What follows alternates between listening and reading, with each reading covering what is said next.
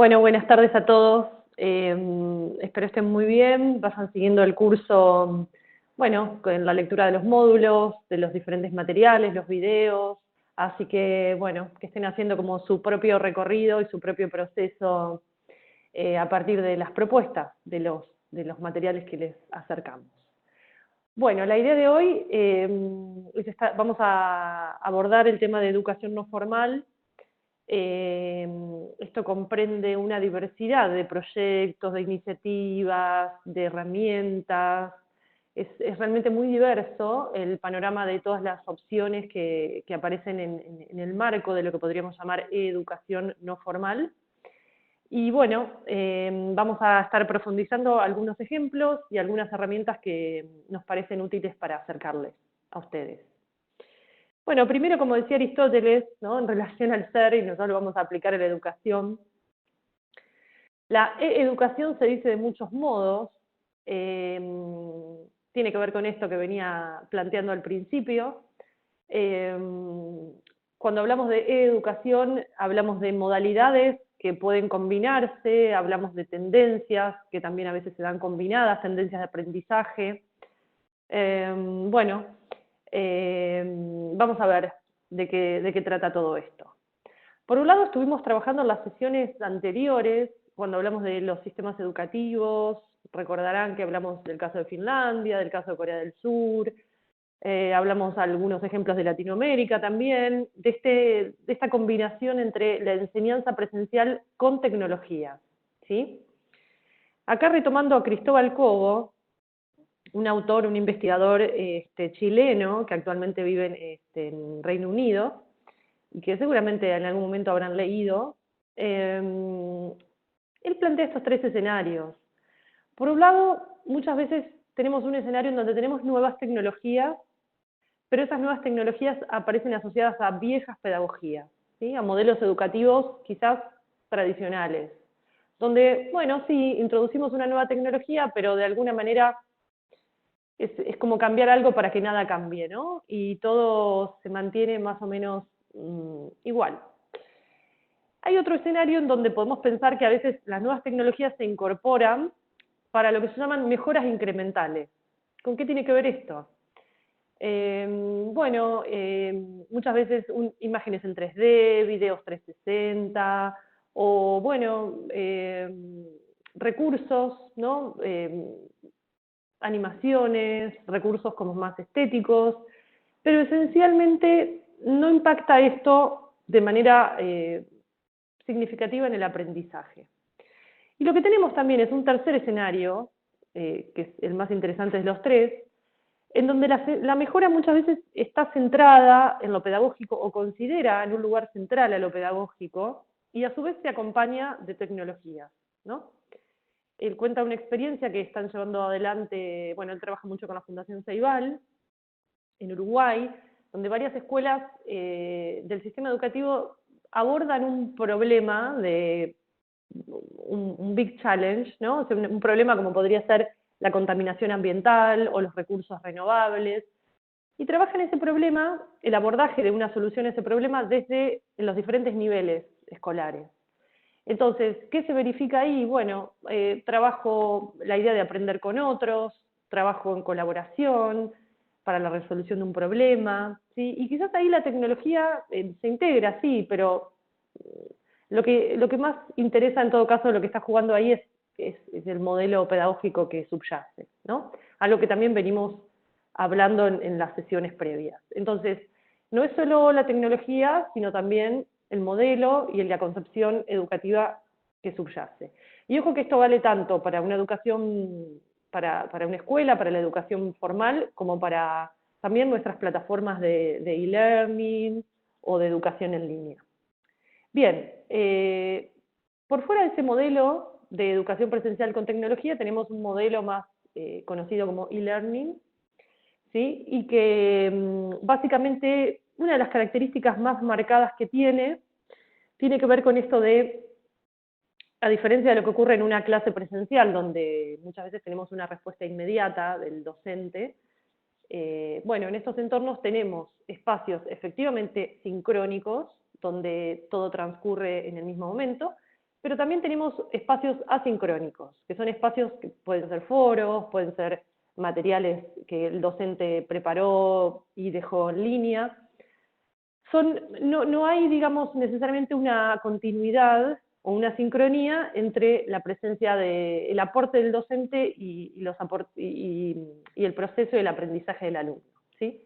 Este ejemplo puntualmente lo había publicado en el foro, el caso de la Universidad Abierta en Línea de Nicaragua, Eliezer. Así que bueno, me parecía como interesante también traer este ejemplo, que como ustedes ven acá abajo dice que está construido sobre una plataforma que se llama Moodle, que seguramente muchos de los que están trabajando con e-learning conocen. Es una de las plataformas más utilizadas y que fundamentalmente se caracteriza por los foros, ¿no? Es una plataforma que es muy buena en lo que tiene que ver con el sistema de foros. Por eso a veces también aparece combinada en otras plataformas también. Y después tenemos un modelo que acaso combina un poco lo presencial con el formato de la educación a distancia o de e-learning, que se conoce como blended learning. La traducción más cercana a esto tendría que ver con un sistema semipresencial, donde se combinan algo de educación presencial y algo de educación en línea, o educación online, o e-learning, ¿sí?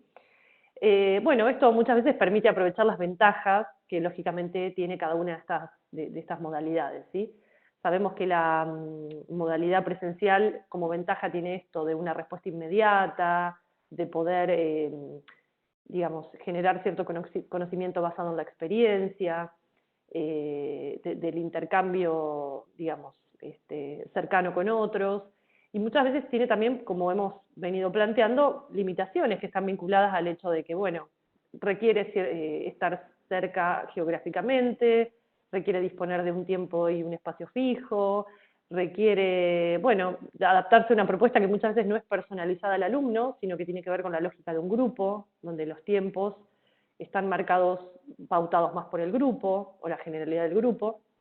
Y lo no presencial muchas veces contrarresta algunas de estas desventajas. ¿Por qué? Porque permite mayor accesibilidad y acceso, porque permite conectarse en cualquier tiempo, en cualquier momento, desde cualquier lugar, y a su vez tiene esta característica de ser personalizado, o sea, de permitir avances, que cada alumno avance y a medida de que va realizando su autoaprendizaje, puede ir regulando también sus propios tiempos y en base también a sus intereses. Como desventaja, bueno, muchas veces aparece esto, la ausencia de la sincronía. No todas las interacciones o no todas las propuestas que se dan en un entorno virtual son sincrónicas. Muchas veces no lo son. Y bueno, muchas veces depende de la modalidad de los cursos, como vamos a ver, muchas veces tampoco tienen un docente, un tutor o una guía permanente en este sentido, sino que muchas veces se retroalimentan del intercambio con otros pares u otros que están aprendiendo, que digamos, muchas veces hacen de tutorías, están un poco más avanzados.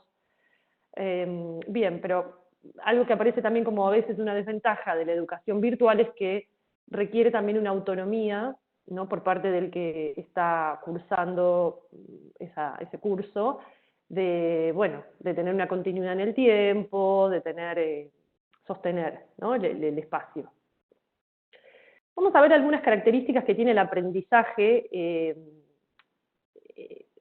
ligado a estas nuevas tendencias. Y bueno, un poco para graficar algunas características, pensé traer algunas herramientas que quizás les sean útiles también, me parece que son herramientas interesantes. Una de estas tendencias se conoce como Cloud Learning, ¿no? O aprendizaje en la nube. Cloud, todos sabemos, o sea, usamos herramientas como el Google Drive o Google Docs, o sea, herramientas que están por medio de las cuales guardamos nuestros datos y nuestra información en la nube. Bien, yo traje esta herramienta que se llama Infogram, que, bien, es una herramienta que se usa mucho para visualización de información o visualización de datos. Y bueno, por supuesto, como muchas de las herramientas que trabajan con datos propios, guardan estos datos en la nube. Quiere decir que uno tiene un espacio, tiene un login, digamos, se loguea con un usuario, por supuesto tiene que crearse una cuenta, que es gratuita la herramienta, y luego cada uno de esos trabajos que uno va generando quedan guardados en la nube. Bien, acceden a una pantalla como esta, que está capturada acá. La versión gratuita nos permite crear el tipo de proyecto en el que vamos a desarrollar, o que vamos a producir. Podemos elegir esta opción de single chart, que sería como un gráfico, una visualización una infovisualización sería, o un single map, ¿sí? También tienen otros formatos, como ustedes ven, de proyectos, como podés llegar a generar una infografía o generar un reporte con datos. Bien, y luego acceden a una pantalla, que es esta, en donde les va a pedir que ustedes suban ese Excel de información o esos datos, que esto es interesante, pueden tenerlo quizás como un documento en el Drive, o pueden tenerlo como muchas veces, este es un formato que aparece mucho cuando uno trabaja con muchas cantidades de datos, con Big Data, que es un formato que se conoce como .xls o .csv, y a veces estos programas, cuando queremos abrirlos, no podemos abrirlos directamente con un procesador de texto, pero a lo que se puede hacer es subirlos al Drive y digamos, el procesador de texto del Drive lo convierte a Excel. Pero bueno, esta herramienta me permite también subir datos en este formato, como también subir datos en, digamos, documento que pueda tener en Dropbox, o con este formato que se llama .json, que también se utiliza mucho para visualización de datos. Luego tengo que elegir, acá van a ver que hay un pequeño icono arriba a la izquierda, que es como si fuera un icono de unas barritas, que esto me permite elegir el tipo de gráfico que yo quiero generar en base a esos datos. Hay multiplicidad de gráficos, es muy interesante, porque no son el clásico gráfico de barras o el gráfico circular, sino que está este gráfico con personas, digamos, hay muchos diseños interesantes que está bueno ir explorando. Y esto también está interesante, que es que cuando ustedes suben esos datos y generan automáticamente una visualización con un tipo de gráfico, ustedes tienen acceso acá al lado, al editor, donde el Excel aparece directamente accesible y desde donde pueden ir configurando datos para que aparezcan automáticamente reflejados aquí. Por ejemplo, si ven que acá tengo una categoría que son países, ¿sí? USA, China, Japón, Alemania, Francia. Yo edito acá este campo y pongo otras categorías y esto automáticamente se va a ver reflejado en el gráfico que tengo de este lado. Bien, es muy interesante. Un breve ejemplo, como para mostrar esto, y insisto que hay mucha diversidad de gráficos y muy efectivos, porque es bien interesante esta idea de entrenarnos en cómo mostrar ciertas ideas, y no solamente contar ciertas ideas, ¿no? Porque a veces los gráficos tienen un valor persuasivo también importante. Este gráfico de aquí a la izquierda muestra el total de accesos, o sea, el total de accesos a Internet, de conectividad sería, que hay en cada una de las regiones o provincias que hay aquí en la Argentina, ¿sí? Donde claramente ustedes pueden advertir que hay algunas zonas o algunas regiones donde hay mayor cantidad de accesos a Internet que en otras, ¿sí? Fíjense que es bastante desigual el tema.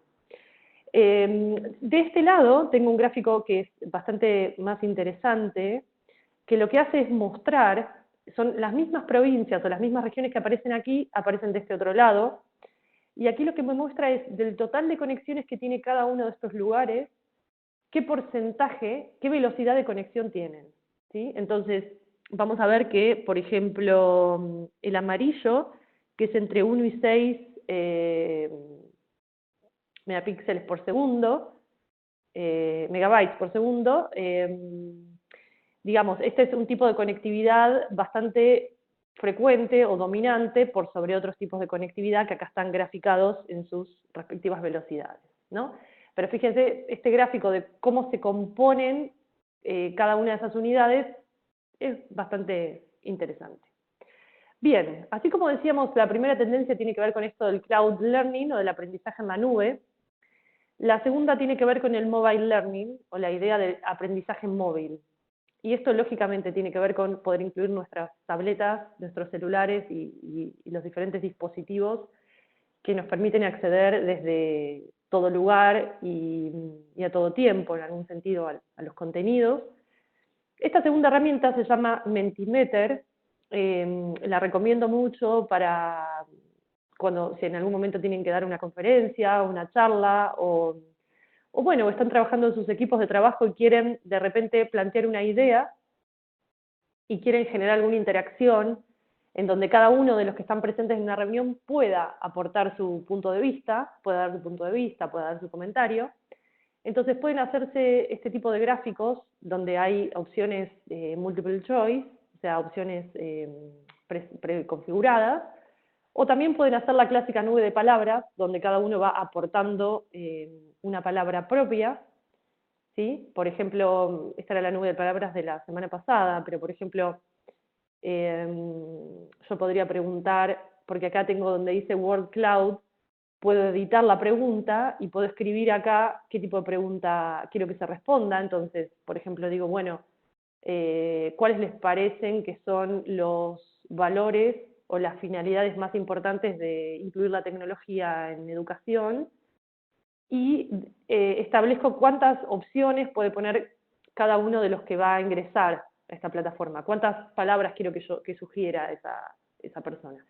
Entonces, una vez que configuro esto, puedo dar este acceso que es www.menti.com, y cada una de las personas ingresa desde su celular y les va a pedir un código, el código aparece generalmente aquí, y a partir de ahí entonces le van a aparecer, en este caso como yo preconfiguré 3 campos, van a aparecer 3 opciones donde cada uno va a poder sugerir sus 3 palabras. Y automáticamente esas opciones aparecen en una pantalla en común, donde un presentador puede ir viendo lo que se va generando y puede ir generando una conversación, puede ir, bueno, analizando lo que va surgiendo de la participación de la audiencia, ¿no? Bien, Mobile Learning.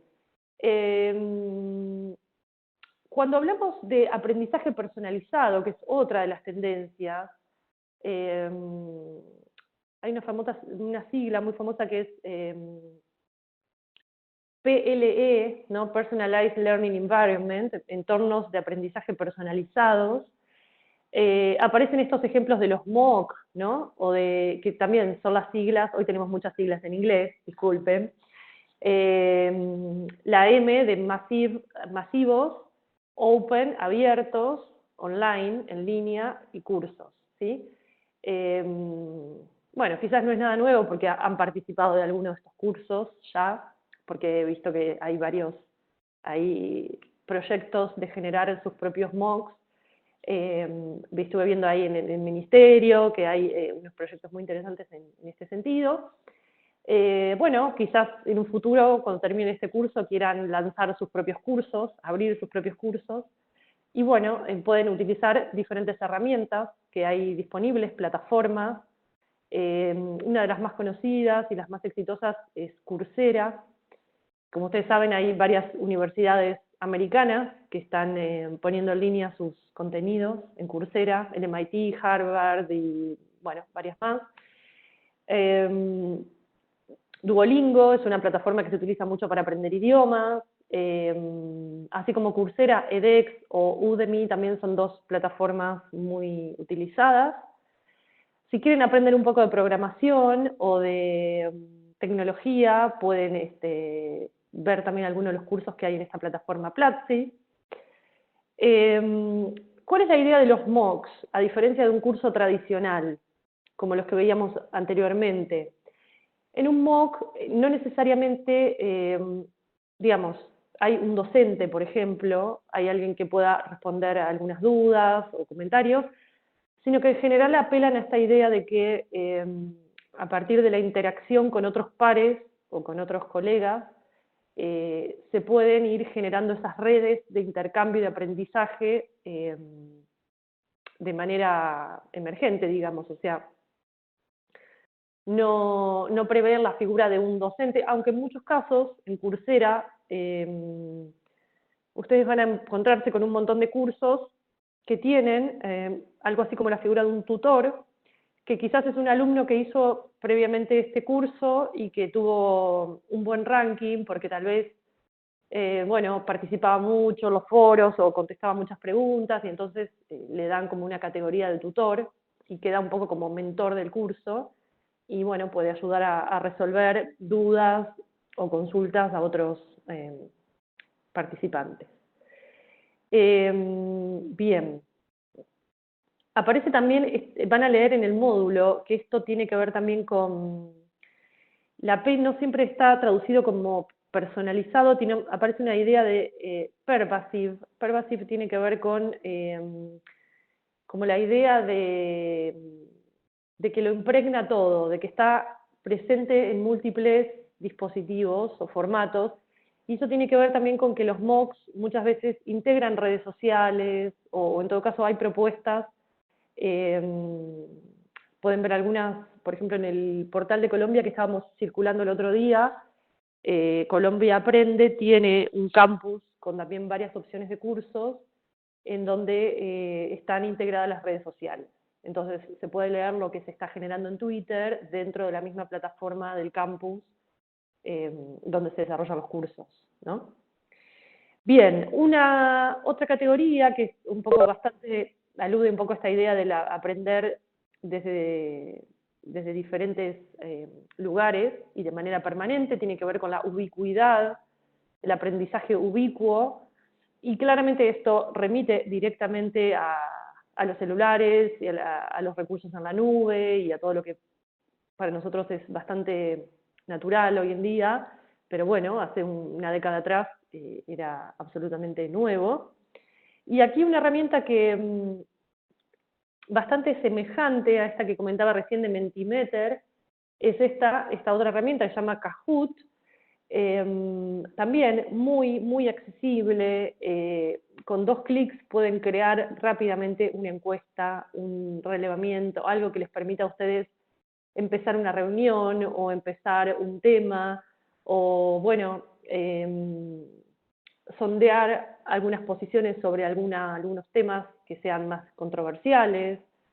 Bueno, van a ver muchas de estas escenas de chicos muy motivados, ¿no? El uso de Kahoot tiene que ver con esta palabra del engagement, ¿no? Cómo motivarlos o interesarlos o atraparlos en algún sentido. Bueno, esta aplicación tiene una musiquita que es bastante activa, como mucho cuando en general se trabaja con adolescentes, con chicos más chicos, es bastante, tiene bastante enganche, digamos. Después se vuelve un poco molesta, pero bueno.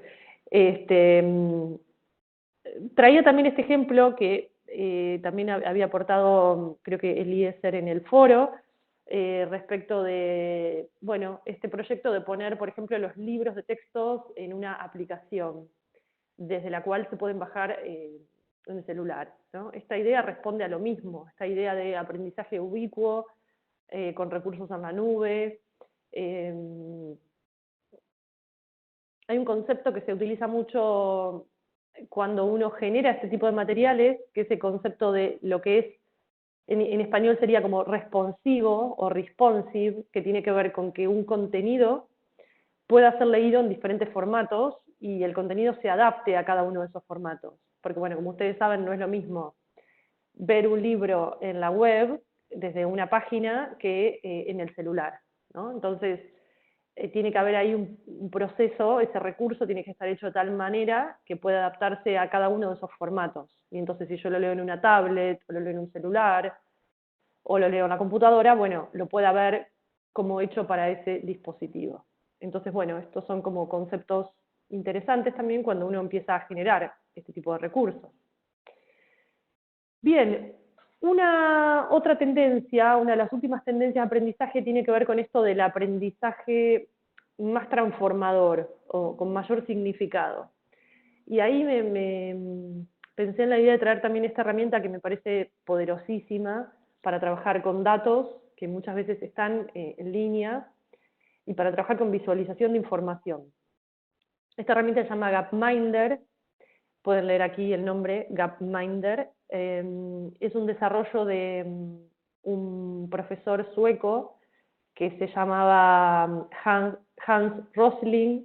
Ahora él, bueno, falleció, pero el hijo, Ola Rosling, también sigue con este proyecto. Pueden ver una famosa charla TED suya, después en todo caso la vamos a mandar, del año 2013.